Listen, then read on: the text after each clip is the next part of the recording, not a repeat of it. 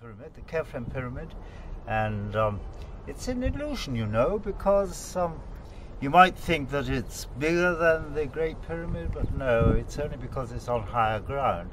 He was clever, the next one, and also he was very clever that he didn't allow the later robbers to take off all of his casing, so he's got a bit of casing on the top, and that's always very a great comfort. The Great Pyramid, of course, should have been cased like that, but now it's all disappeared, and over these centuries, the wind, the desert wind, which I can feel now, you can probably see it's ruffling my hair. The desert wind, you always get it up here. It's a great relief. People think maybe that they will die of thirst in the desert. They will, of course, if they don't take proper drink. But there's always a good breeze from the north, which is a comfort. And this wind, of course, over the centuries has indeed taken away a great deal from the top of the Great Pyramid, and gradually wearing away the stones. I suppose in another 3 or 4 millennia there'll be nothing left at all. But at the moment there's a lot for us to see, and going inside the Great Pyramid is very, very exciting indeed. And here I'm sitting, the sun is almost directly above me. It's glorious. It's just towards the end of April, and it's not too hot. It's really a great pleasure to be here, and to be here with friends who obviously enjoy the place.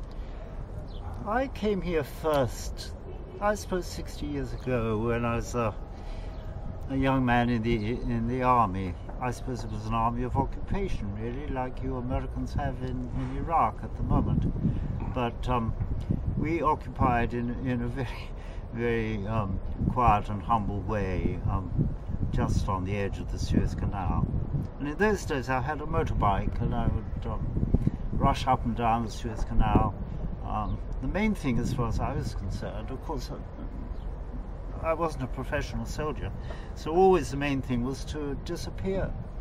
And this I was able to do very easily with my motorbike. I could go off into the desert, sit there, read a book about ancient Egypt perhaps, get to know a little bit more than the guides were telling me when I used to go to the different sites.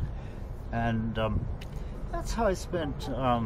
His Majesty was extremely good to me, to pay me for doing this, just disappearing into the desert and reading about this country, where I now live in very great happiness, because here I have over 60 years found so many friends, many who come to England to study, and I've been able to take them to my own University of Cambridge, and when they come back, they are wonderfully grateful for anything I've done.